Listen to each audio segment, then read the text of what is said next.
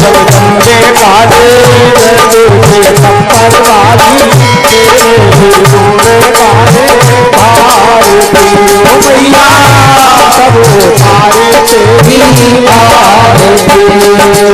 तेरे भक्त जनों पर मैया भीड़ पड़ी है भारी भीड़ पड़ी है भारी। तेरे भक्त जनों पर मैया भीड़ पड़ी है भारी भीड़ पड़ी है भारी। अरे दानव दल पर टूट पड़ो पर टूट पड़ो करके सिंह सवारी सौ सौ बलशाली हमको घोड़ाओ आदि तुझको आरती हो मैया हम सब तारे तेरे आरती। अम्बे हो जगदम्बे काली जय दुर्गे कंपर वाली तेरे गुण गाने आरती सब तारे तेरी आरती।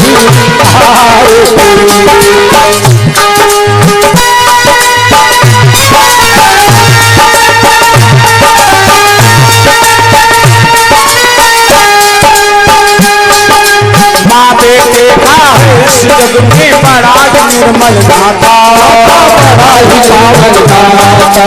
नहीं मांगते धन और दौलत ना चांदी ना सोना ना चांदी ना सोना। अरे हमको मांगे माँ तेरे मन में हमको मांगे माँ चरणन में एक छोटा सा खोला सबकी बिगड़ी बनाने वाली लागे बचाने वाले कैया हमारे से हो मैया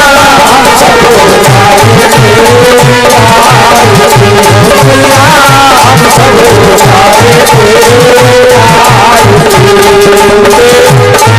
जगदम्बे काले कंपर वाली तेरे गुण गाने भारती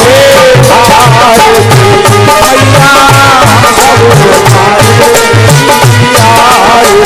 सब माँ बेटे का है इस जग में बड़ा ही निर्मल नाता बड़ा ही निर्मल नाता। माँ बेटे का है इस जग में बड़ा ही पावन नाता बड़ा ही निर्मल नाता। पूत सुने बहुते भले हो जाए मामा हो माता सबकी बिगड़ी बनाने वाली लागे बनाने वाली सखियों के सर से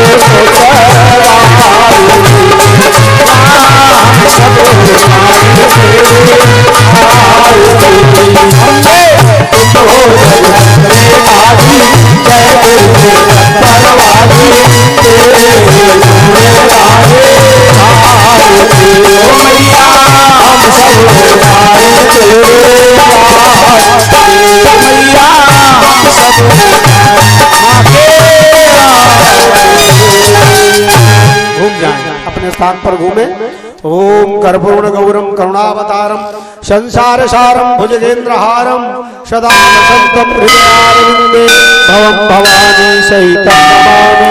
त्वमेव माता च पिता त्वमेव त्वमेव बन्धुश्च सखा त्वमेव विद्या द्रविणं त्वमेव शरवं मम देव देव त्वमेव शरवं मम देव देव।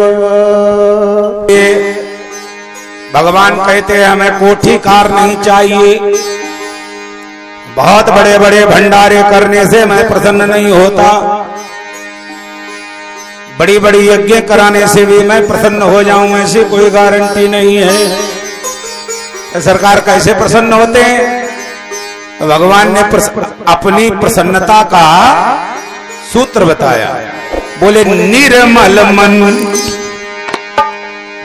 जन सो मोहि पावा। भगवान को ये चीजें कतई प्रिय नहीं हैं।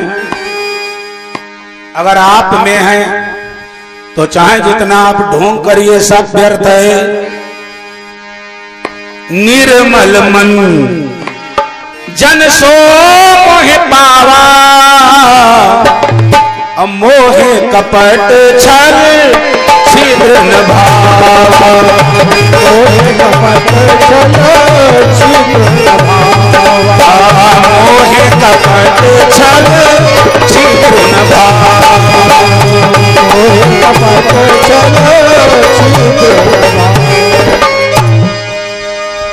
भगवान कहते हैं निर्मल जिसका मन है वही मेरी प्राप्ति कर सकता है। अच्छा, मन निर्मल कैसे होगा? तो बोले 4 चीजें यदि तुम्हारे अंदर हैं तो समझ लो आपका मन बहुत अपवित्र है। कपट, छल, छिद्र। छिद्र का अर्थ होता है छिद्रान्वेषण, दूसरे में दोष देखना। कपट ऊपर से तो बड़े बगला भगत हैं और जहां देखा किसी की संपत्ति और अस्मिता गप से चोंच मारी। बिल्कुल ये समझ लो रावण और काले नेमी की तरह। कपट, छल और छिद्र भगवान को प्रिय नहीं है। ये 3 का त्याग कर दो, मन निर्मल हो जाएगा। और जब मन निर्मल हो गया तो मन ही मनमोहन हो जाता है। बोलो सच्चिदानंद भगवान की। वरना परमात्मा को समझना बहुत कठिन है। यही हरि भक्त कहते हैं, यही सब संत गाते हैं। हरि भक्त कहते हैं, यही सब संत गाते हैं। न जाने कौन, न जाने कौन, न जाने कौन से गुण पर तैयारी तेरी जाते।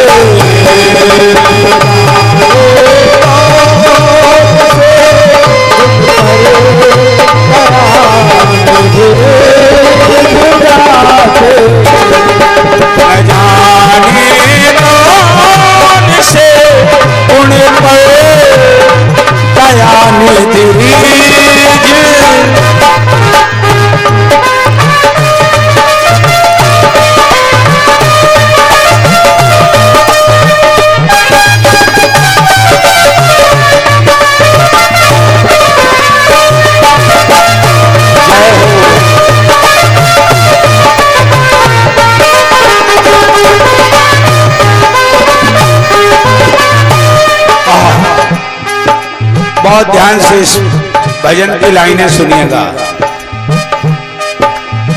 कितना निष्प्रिय है भगवान, कितना भगवान मोह से परे है। न रोए बनेगा मन में श्री पिता की वेदनाओं पर।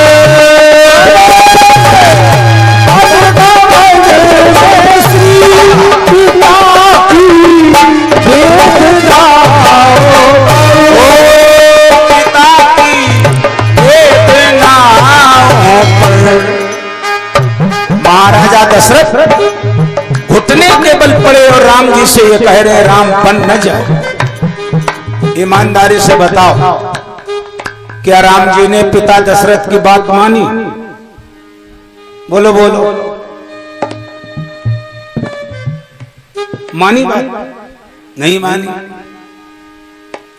तो आजकल के लड़के ये अर्थ लगा ले कि जब राम जी ने नहीं मानी तो हम नहीं मानते, तो कौन सा गलत काम कर रहे हैं।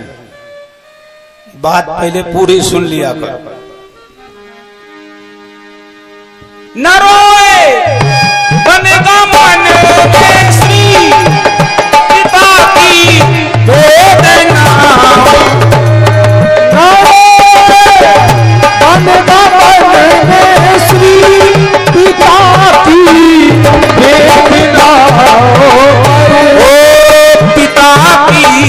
वेदना।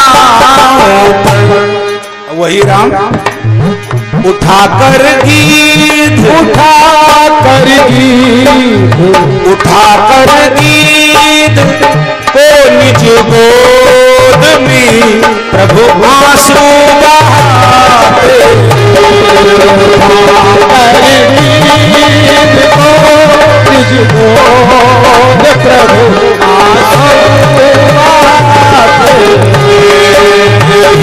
हरि भक्त कहते हैं यही सदग्रंथ।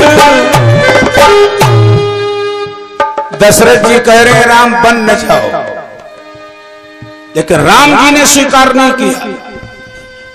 क्यों? सुनिएगा जरा गौर से। इसलिए स्वीकार नहीं किया, राम जी का और दशरथ का बड़ा संवाद है।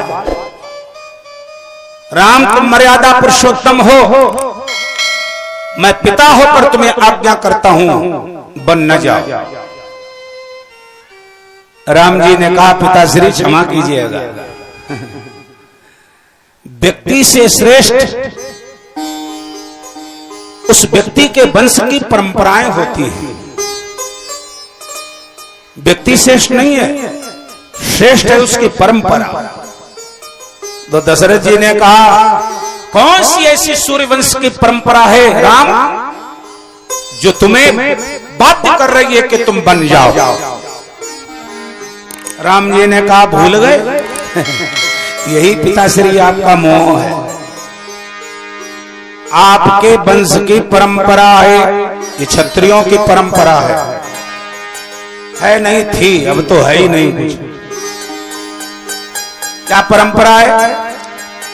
बोले रघुकुल रीति सदा चली आई, रघुकुल रीति सदा चली आई, रघुकुल रीति सदा चली आई, रघुकुल रीति सदा चली आई। प्राण जाए परु वचन न आई, प्राण जाए परु वचन न जाए, प्राण जाए परु वचन न आई, प्राण जाए परु वचन न जाए। यह है क्षत्रियों की परंपरा। प्राण देना सस्ता समझते हैं, लेकिन दिए गए वचन से मुकर जाना ये क्षत्रिय धर्म नहीं है। और आजकल तो ऐसे भगवान जाने, कई ऐसे बैठे हैं गुरु को वचन दे देते हैं आज से शराब नहीं पिएंगे, गुरुदेव आज से कोई दूषित कर्म नहीं करेंगे। अब कंठी गुरुजी ने गले में पहना दी, अब देख करके लपलपाया मन दुर्गुण देख के, यार नहीं नहीं नहीं अब हम कंठी पहन लिए, अब नहीं भैया गुरुजी लटक रहे हैं। तो मित्रवर क्या कहते हैं, अरे यार गुरुजी को उतार थोड़ी देर टांग दीजिए, नहाए के फिर पहन लेना। ऐसे क्षत्रिय जब पैदा हो जाएं धरती पर तो बोलो विनाश होना चाहिए कि नहीं होना चाहिए? बोलो बोलो बोलो बोलो, होना चाहिए ना? हाँ, विनाश बहुत असंभव अभी है। क्यों? विनाश के बाद जो सृजन होता है वो सृजन कुछ समय तक सत्वगुण से पूरित होता है। इसलिए सुनो, हमारे भगवान बड़े निष्प्रिय हैं। पिता घुटने के बल पड़ा है राम बन न जाओ, लेकिन राम एक आंसू भगवान राम का नहीं गिरा, बन चले गए। वही गीध जटायु को गोद में धर करके भगवान इतने अश्रुपूरित हुए कि जटायु के घाव को भगवान ने आंसुओं से धोया। क्यों? जटायु में ऐसी क्या खासियत है? सड़ा मांस खाने वाला है, आजकल के आदमी से करोड़ों गुना ज्यादा श्रेष्ठ है, सुरेशानंद से भी श्रेष्ठ है जटायु गीध। कम से कम इस धरती की गंदगी को पेट में भर के आकाश में उड़ जाता है। कम से कम जहां गंदगी खाता है तो उस धरती पर गंदगी जटायु नहीं करता। और हम आप सुन लीजिए, इसमें सुबह इंच भर जगह ऐसी नहीं थी जहां पर थूका न पड़ा हो, पुड़िया न खाई हो, गंदगी न की हो। ईमानदारी से बताओ आज के आदमी से जटायु श्रेष्ठ है कि नहीं है? बोलो बोलो। मंदिर में जाओ तो सड़क पर जाओ तो इतना थूका मिलता है, यही सोचते हैं भगवान नहाना धोना सब व्यर्थ ही चला गया। कब? जब आप धार्मिक कृत्य का संकल्प लेकर के यहां आते हो, तब तुम्हारी ये दशा है। और जब तुम स्वतंत्र होते होगे तब क्या करते होगे तो भगवान ही जान सकता। और सोचते हो शांति मिल जाए, आनंद मिल जाए, कन्हैया गिरफ्तार हो जाए, बहुत कठिन काम है मेरे भाई। हाँ, इतना जरूरी है, ये सर्टिफिकेट लाइसेंस बदल जाएगा। बोलो सच्चिदानंद भगवान की। हाँ, सुन लो सुन लो, ये कड़वे वचन तुम्हें पहली बार सुनने को मिल रहे होंगे।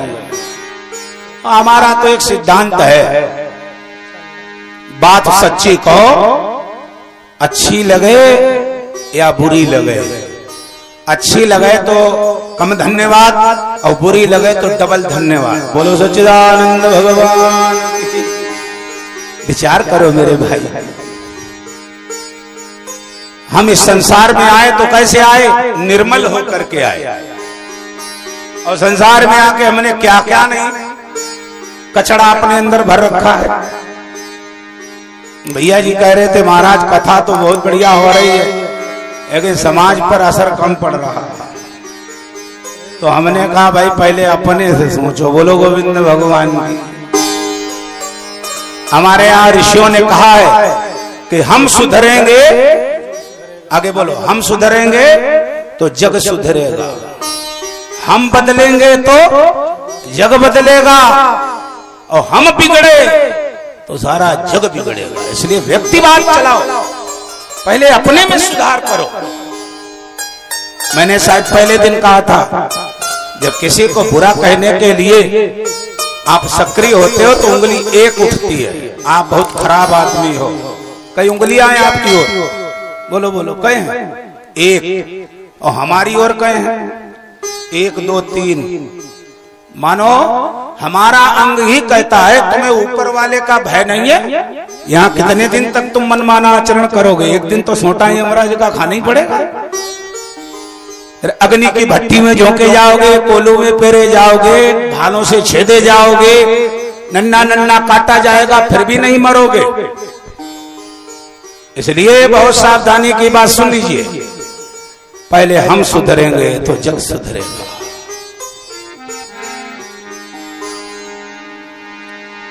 कितने निष्प्रिय है भगवान, भगवान को मोह नहीं है।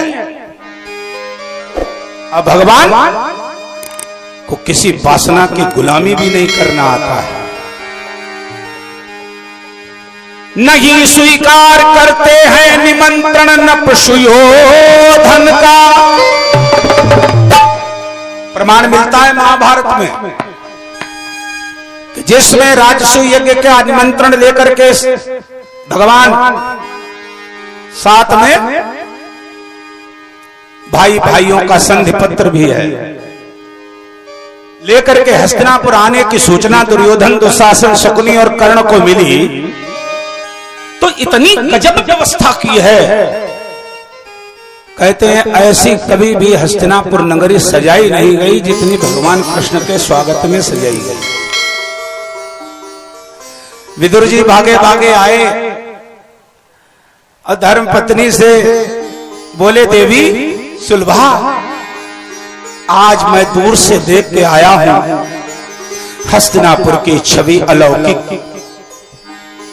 देवी सुलभा ने कहा, ऐसा क्या हो गया हस्तिनापुर में? बोले, आज मेरा गोविंद आ रहा है, लेकिन मेरा दुर्भाग्य देखो,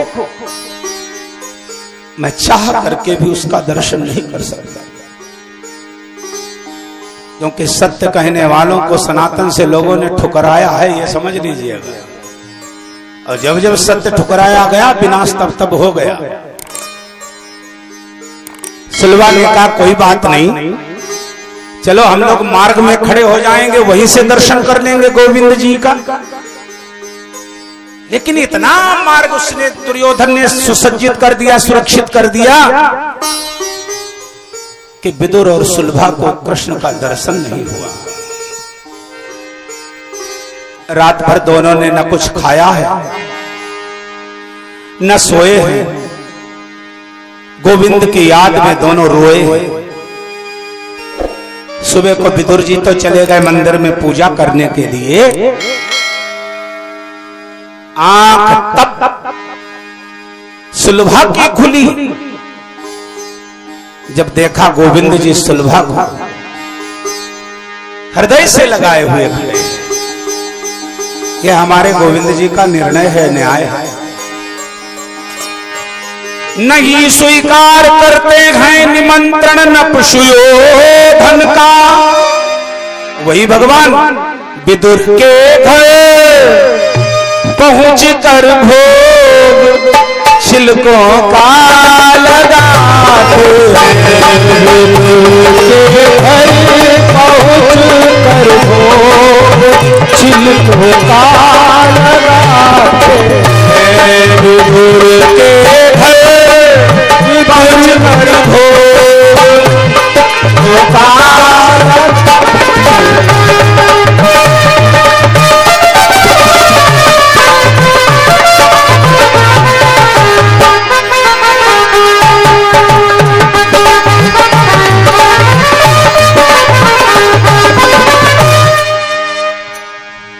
और सुन लीजिए, भगवान बहुत कठिन है। कठिनता से चरण धोकर मिले कुछ बिंदु विधि हर को। और कितना सुगम है वो चरणों तक स्वयं के बट के घर जाकर धुला।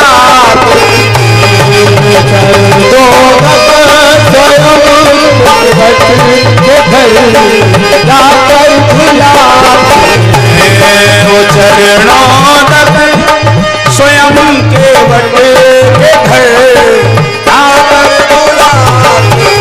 वो चरणों तक स्वयं के बट के घर जाकर धुलाते। मेरे भाई, भगवान की लीलाएं बड़ी विलक्षण है। परमात्मा निष्प्रिय है, निर्मोही है, फिर बड़ा सुगम है। हमारे भगवान माखन चोरी करके अपने समाज को पुष्ट करना चाहते हैं, क्योंकि गोकुल का जितना भी दूध दही है वो सारा का सारा मथुरा चला जाता है। ठीक उसी प्रकार से जैसे शीतलपुर का जितना दूध है सवेरे कहाँ चला जाता है, घाटमपुर, कानपुर। इनके बाल बच्चे ऐसे दिख रहे हैं जैसे घुग्गू खोह में बैठा हो, ऐसी आंखें निकले आई। आजकल के जवानों के गाल देखो, गाल ऐसे गाल गड्ढे जैसे मछली पालन कर लो इनमें। इतने बड़े बड़े गड्ढे क्यों? मारे चिंता के, मारे कुचिंतन के, सब एनर्जी फूंक मारी। अब ये तो प्यारे 40 साल में अंधे हो ही जाएंगे। बोलो सच्चिदानंद भगवान की। इसलिए आज भगवान कृष्ण का वो द्वापर में किया गया उपक्रम करना बहुत जरूरी है। संगठन बनाओ युवाओं, दूध दही घी बेचना बंद कर दो। कहो पहले खूब खाएंगे, शेष बचे तो घी बेचो। लेकिन ये समझ लो, ये मम्मियां जो बैठी हैं ना, मैं मैनपुरी में एक गांव है विनायकपुर, वहां कथा करने गया। जिन साहिबान के दरवाजे खड़ा लेटा था मैं, आसन था, तो उनके घर की बहू 4 बजे सुबेरे इतना लंबा घूंघट निकाल के गर गर गर गर गर गर गर 10 लीटर उसने दूध निकाला। और दूध निकालने के बाद वो घर चली गई। थोड़ी देर में चाय आई तो हमसे भी ज्यादा काली काली चाय। तो देख करके मन खिन्न हो गया। हम कहा बिटिया चाय में क्या कोयला गिर गया था क्या? पूछ लेते हैं और क्या करें। नहीं महाराज जी, नेक पत्ती ज्यादा है गई। तो हमने कहा पत्ती के साथ दूध ज्यादा क्यों नहीं हो गया? तो कहीं क्या बताएं महाराज, दूधिया को हमारा अनुबंध है कि दूध कम नहीं होना चाहिए, तो हमने कहा हम दिन में 5 बार चाय पिएंगे। कहे तो महाराज आज तो 2 ही बार मिलेगी, कल से दूध रोक लिया करेंगे थोड़ा। ये हालत है घरों की। हम लोग जीवन में प्रैक्टिकल अनुभव ज्ञान देते हैं, जो बीतती है वो देते हैं, कपोल कल्पित नहीं देते। ये बेचने की आदत पड़ जाए मेरे भाई तो फिर धर्म नहीं दिखता है। इसलिए है मम्मियों, कृपा करके दूध न बेचो लेकिन घी खूब बेचो, घी खूब बेचो। क्यों? अरे जब घी बेचोगी तो कम से कम मट्ठा तो बचेगा। मट्ठा पी के ही कुछ लोग तंदुरुस्त हो जाएंगे। प्रयास कीजिए। तो माखन चोरी का अर्थ है कि ये पुष्टि लीला है। अपने घर परिवार के नवयुवकों को भगवान ने कहा पहले शरीर से पुष्ट बनो, तभी न राक्षसों का मुकाबला कर पाओगे। और शरीर ही तुम्हारा सशक्त नहीं है तो तुम क्या कर सकते हो? इसलिए पहले शरीर से पुष्ट होइए। इसलिए हमारे यहाँ सनातन धर्म में चोरी लीला नहीं। हमारे भगवान कोई चोर है क्या? हमारे सामने कोई कह दे कन्हैया चोर, हम तो उस पे लिपट जाएंगे। तू चोर, तेरा बाप चोर, ठाकुर जी का है को चोर। पहले उसका अर्थ समझो मेरे भाई। आगे भगवान ने एक दिन संगठन में चोरी लीला का साफ प्रसंग चल रहा था। हर घर का एक ग्वाल है। बड़ी सुंदर समिति बनाई भगवान ने, और सारे ग्वाल वालों की समिति में अध्यक्ष कौन है? भगवान के चौर मंडल का अध्यक्ष कौन है? चौर मंडल का अध्यक्ष है मनसुखा। भगवान ने मनसुखा का ही क्यों चयन किया? सुनिए, मनसुखा का पूरा शरीर तो ठीक है, लेकिन टांगे केवल 1.5 हैं, 2 नहीं है। एक टांग विकलांग है। देखो, जिसकी एक टांग विकलांग हो उसकी बुद्धि एक्स्ट्रा माइलेज हो जाती है। प्रमाण दे दें आपको। ये विकलांग बुद्धि बड़ी खतरनाक। विकलांग बुद्धि ने ही त्रेता में भगवान श्री राम को 14 वर्ष का वनवास दिलाया। सुन लीजिए प्रमाण नंबर 1। और प्रमाण नंबर 2, द्वापर में 1.5 टांग का साहब मनसुखा जिसने भगवान को चोरी करना सिखाया। ओहो, अब ये तो भगवान की महिमा है कि उन्होंने उसको अर्थपूर्ण निर्देश प्राप्त किया, अनर्थ नहीं किया उससे। और सुन लीजिए, इस धरती पर द्वापर के अंत में महाभारत काल में 5 अरब आबादी मारी गई। किसके कृपा से? 1.5 टांग का है शकुनी मामा। हाँ भांजे, सारे के सारे भांजे खा गया मामा 1.5 टांग वाला। इसलिए जब कभी किसी का विशेषकर पैर प्रमाण मिलता है जिसका एक प्राकृतिक रूप से विकलांग हो, उसकी बुद्धि एक्स्ट्रा होती है। लेकिन सतयुग में प्रमाण मिलता है कि अगर ऐसे व्यक्ति को आध्यात्मिक क्षेत्र मिल जाए, सद्गुरुओं का संरक्षण मिल जाए, तो फिर वो अष्टावक्र जैसा ब्रह्मज्ञानी भी हो सकता है। निवेदन सुन लीजिए। कन्हैया जी आज श्रीदामा के घर में चोरी करने के उद्देश्य से घुसे। सारे ग्वाल वालों ने चोरी करने के उद्देश्य से उपक्रम किया और अंत में भगवान पकड़े गए। पकड़ करके भगवान को यशोदा मैया के सामने लाया गया। लेकिन वाह रे लीलाधारी भगवान, गोपी को तब पता चला जब यशोदा ने पूछा तो पकड़ के किसको लाई है? तो क्या देखा? वहां अपने ही बालक छोरे को पकड़े खड़ी है। अब गोपियां भी भ्रमित हो गई कि इसकी लीलाएं को समझ में नहीं आती है। यशोदा को विश्वास नहीं है कि हमारा बेटा चोर है। अच्छा, चाहे जितना बड़ा चोर हो, या नालायक हो, ईमानदारी से बताओ, तुम्हें कभी विश्वास होता है कि हमारा बेटा गलत है? कोई शिकायत लेके आ जाए, आपके बेटे ने ये गड़बड़ किया, 100% एक ही शब्द सुनाई देता है, हमारे ने नहीं किया होगा, अपने को संभालो जाके। समाज को बिगाड़ने की यही सबसे बड़ी परंपरा है। मैया को समझ में तब आया जब एक दिन भगवान कृष्ण ने अपने घर में तांडव किया। भगवान कृष्ण ने मैया यशोदा जी यमुना जी पर श्री रंगनाथ जी के पूजन के लिए जल भरने के लिए गए। देखो भाई, चाहे राजा हो, महाराजा हो, जमींदार हो, कितना भी संपन्न हो, प्रमाण मिलता है साधना स्वयं करना चाहिए। यशोदा मैया ने जल भरा और इधर भगवान ने सारे के सारे जो है घर के जितने भी माखन और दही के पात्र थे सब धूल धूसरित कर दिए। और यशोदा मैया अपने सर पे कलसा रखे हुए सेविकाओं के मध्य में मस्ती से आ रही हैं।